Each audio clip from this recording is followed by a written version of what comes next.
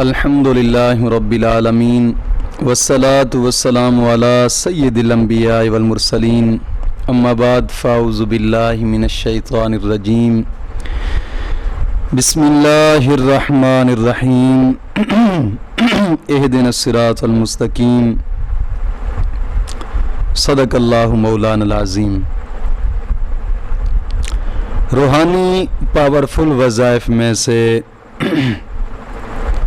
آج ایک اہم سبق ہے، وہ یہ ہے کہ دعا کو جلدی قبول کروانے کا طریقہ۔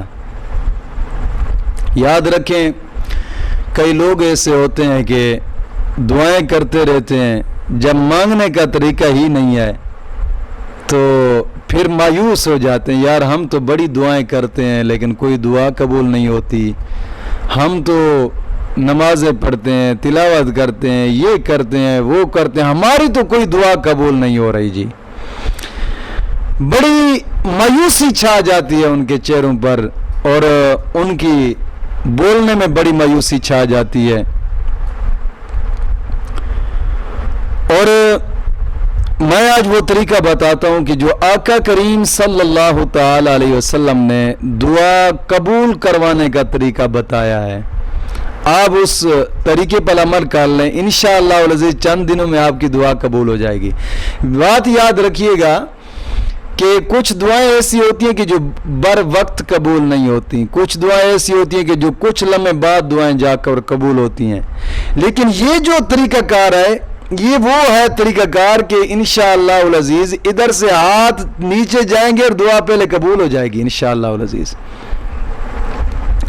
حضرت عبداللہ بن مسعود رضی اللہ تعالیٰ عنہ آقا کریم صلی اللہ تعالیٰ علیہ وسلم کے صحابی ہیں۔ آپ فرماتے ہیں کہ آقا کریم صلی اللہ تعالیٰ علیہ وسلم نے فرمایا کہ جب تم میں سے کوئی دعا مانگے، اللہ سے اپنی حاجت مانگتا ہے، تو اس شخص کو 3 کام کرنے چاہیے، یعنی یہ 3 کام کر لیں آپ کی دعا قبول ہوگی۔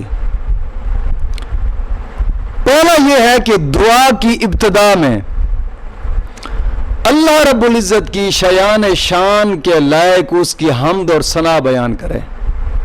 دعا میں سب سے پہلے اللہ رب العزت کی تعریف بیان کرے، حمد بیان کرے، الحمدللہ رب العالمین، یہ شروع میں پڑھ لے۔ اور دوسرا اس کے بعد وہ دوسرا یہ کام کرے گا کہ رب تعالیٰ کی حمد کے بعد آقا کریم صلی اللہ تعالی علیہ وسلم پر درود پاک پڑھے۔ پھر وہ 1 مرتبہ درود پاک پڑھتا ہے، 1 مرتبہ پڑھے، 3 مرتبہ پڑھتا ہے، 3 مرتبہ پڑھے، جتنی دفعہ جی چاہے۔ اور میں خود جب پڑھتا ہوں تو خود میں 1 مرتبہ درود پاک پڑھتا رہتا ہوں، اکثر دعا میں بس ایک عادت سی بن چکی ہے۔